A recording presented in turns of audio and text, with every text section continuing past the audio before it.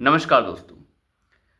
चाहे पाकिस्तान हो चाहे चाइना हो, चीन और पाकिस्तान में आपको कोई नेता ऐसा बोलते हुए दिखेगा नहीं जो ये कहे कि पाकिस्तान ने मुंह की खाई है भारत से या चीन ने मुंह की खाई है भारत से। पाकिस्तान की सेना पिट रही है, चीन की सेना पिट रही है, ये आपने कभी वहां के नेताओं के मुंह से नहीं सुना होगा। पाकिस्तान का कोई नेता ये नहीं कह रहा है कि ऑपरेशन सिंदूर के दौरान हमारे कितने जहाज गिर गए, ये सरकार बताए। हालांकि वो जगह जगह डोजर लेके घूम रहा है कि हमें इतना नुकसान हो गया, लेकिन वहां का कोई नेता वहां की सरकार से ये सवाल नहीं पूछ रहा। लेकिन भारत के अंदर एक नेता है जो भारत की सरकार से ये पूछता है कि बताओ तो हमारे कितने जहाज गिर गए। हमारी सेना चीन की सेना से पिट रही है, ये तक बोल चुका है वो नेता। आप अंदाजा लगा के देखिए उस नेता का भारत के अंदर किस तरीके से रसूख है। वो भारत की सेना को गलियाता है, भारत की सरकार को गलियाता है। एक राजनीतिक प्रतिद्वंदी होने के नाते वो राजनीतिक तौर पर कोई भी बयान दे सकते हैं, लेकिन देश हित के मामले में इस तरीके से घटिया बयान देने से वो नेता नहीं चूकता। वो है राहुल गांधी। राहुल गांधी को चाहे वीर सावरकर की बेइज्जती करनी हो, ये वही वीर सावरकर हैं जिनके लिए डाक टिकट जारी किया था इंदिरा गांधी ने उनके सम्मान में, और आज राहुल गांधी के लिए वो मजाक का पात्र बन गए हैं। अभी सुप्रीम कोर्ट के अंदर राहुल गांधी ने माफी मांगी थी कि मैं आज के बाद वीर सावरकर की कभी बेइज्जती नहीं करूंगा। सुप्रीम कोर्ट की तल्ख टिप्पणी थी कि आपको अगर इतिहास का ज्ञान नहीं है तो इतिहास मत झाड़िए। आप अंदाजा लगा के देखिए सुप्रीम कोर्ट का यह कहना कि आप अपने देश के शूरवीरों के खिलाफ इस तरीके के बयान नहीं दे सकते। अगर आपको इतिहास का ज्ञान नहीं है तो आप चुप रहिए, और अगर आपने दोबारा यह करने की कोशिश की तो हम स्वतः संज्ञान लेकर आपके खिलाफ एक्शन लेंगे। मुझे नहीं लगता भारत के इतिहास में किसी भी भारतीय नेता के खिलाफ सुप्रीम कोर्ट ने ऐसी टिप्पणी की होगी, लेकिन बेशर्म राहुल गांधी फिर भी यह बोलने को तैयार है। एक ऐसा नेता जिसकी सांसदी चली गई हो। आपको याद ही होगा सूरत के एक कोर्ट ने राहुल गांधी को 2 साल से ज्यादा की सजा सुनाई, जिस मामले में उन्होंने मोदी समाज की बेइज्जती की थी। एक ऐसा नेता जो भारत की सेना को कह रहा हो कि हमारी सेना चीन की सेना से पिट रही है। एक और मामला राहुल गांधी के खिलाफ जो लखनऊ के बेंच में चल रहा था, इलाहाबाद हाईकोर्ट की लखनऊ की एकल बेंच, वहां के जस्टिस ने यह फैसला सुनाते हुए राहुल गांधी की उस याचिका को खारिज कर दिया जिसमें राहुल गांधी ने मांग की थी कि मेरे ऊपर जो केस चल रहा है, जिसमें मैंने 2022 में एक यात्रा हो रही थी, आपको याद है राहुल गांधी की एक यात्रा चल रही थी 2022 में, जिसमें राहुल गांधी ये कह रहे थे कि हमारी सेना जो है चीन की सेना से पिट रही है, वो मार खा रही है चीन की सेना से।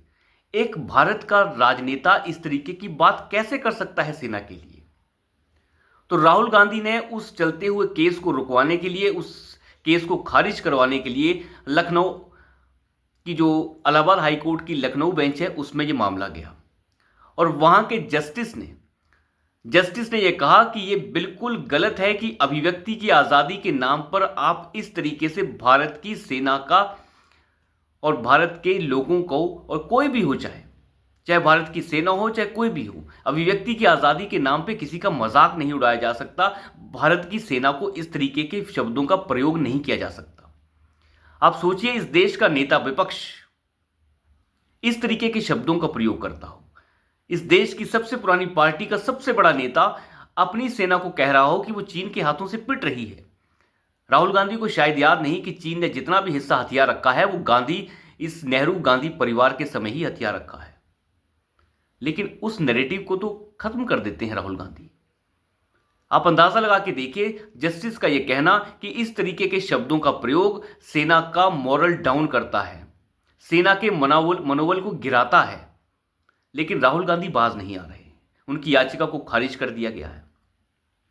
कई बार सुप्रीम कोर्ट में जाकर राहुल गांधी माफी मांग चुके हैं।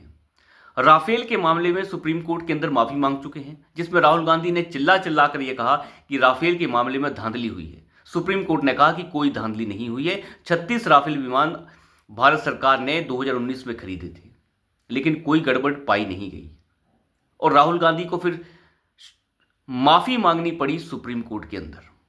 लिखित में माफी मांगी है राहुल गांधी ने। ये ऐसे बेवकूफ किस्म के नेता जो भारत की राजनीति में हैं, इन लोगों को सबक सिखाने की आवश्यकता है। आप देखिए किस तरीके की बातें हैं। कल उन्होंने कहा कि मोदी यानी नरेंद्र ने कर दिया सरेंडर।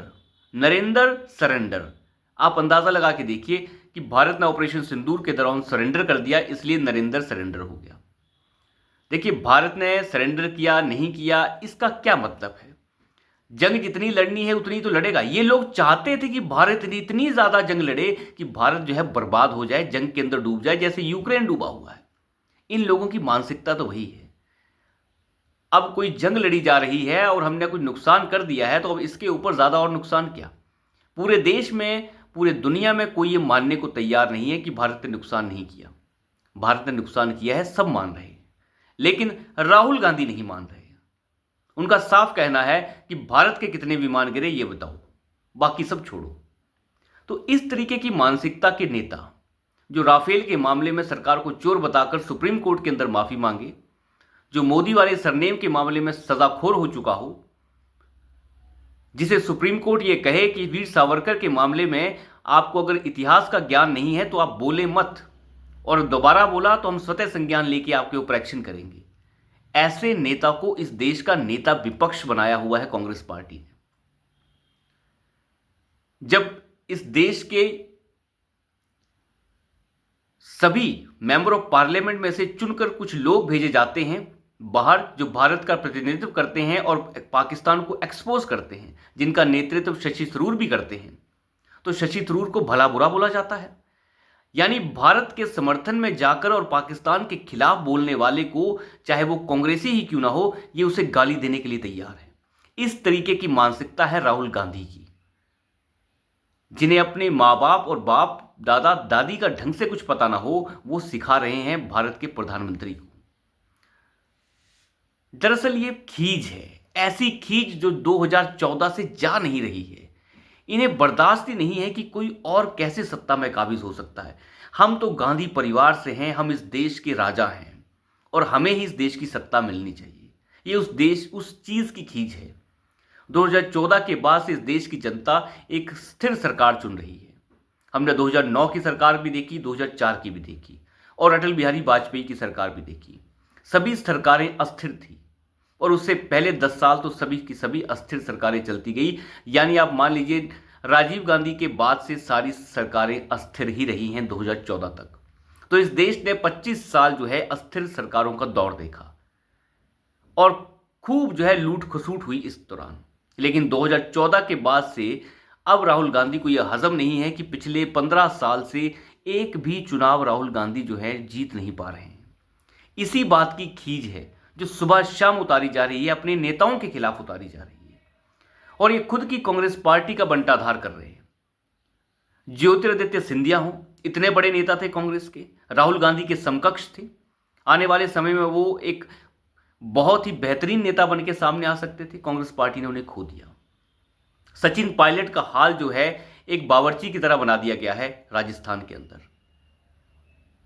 हेमंत बिस्व शर्मा को कांग्रेस पार्टी खो चुकी राहुल गांधी की वजह से। अब आप अंदाजा लगाइए कि राहुल गांधी गुजरात में जाकर यह कहते हैं कि कांग्रेस पार्टी के अंदर कुछ गद्दार हैं, जिन गद्दारों की अगर सफाई हो जाए तो पार्टी दुरुस्त हो जाए। किस तरीके की मानसिकता भरी बात है ये? कैसी मानसिकता है ये? अपनी ही पार्टी के लोगों को गद्दार बोलकर राहुल गांधी क्या साबित कर रहे हैं? यानी आप देखिए इस नेता का किस तरीके से बर्ताव है अपनी पार्टी के लिए और इस देश के प्रधानमंत्री के लिए। जो शब्दों का प्रयोग देखिए, नरेंद्र सरेंडर, वाहियादगी देखिए किस तरीके की है। भारत सरकार कोई बयान देती है, चाहे इस देश की आर्मी कोई बयान देती है, उससे उन्हें कोई मतलब नहीं, कोई सरोकार नहीं है। राहुल गांधी को अपना एजेंडा चलाना है। चीन के बने हुए हथियार जो पाकिस्तान के पास थे, जिनका वो हश्र हुआ है, उस हश्र को छुपाने के लिए राहुल गांधी अब चीन के हथियारों की बढ़ाई करने के लिए भी तैयार हैं। तो यही है मानसिकता इस देश के नेता विपक्ष की। कई बार माफी मांग चुका है, सुप्रीम कोर्ट से फटकार पे फटकार लग चुकी है, कई तरीके के मामले चल रहे हैं, कुछ में सजा हो चुकी है, हेराल्ड का मामला इतना आगे बढ़ चुका है। तो आप अंदाजा लगाइए इस देश के नेता विपक्ष जो हैं वो किस तरीके के हैं। अब इस देश की जनता को ही देखना है कि वो किस तरीके के नेताओं को इस देश का प्रतिनिधित्व देना चाहती है। तो अभी के लिए इतना ही, धन्यवाद।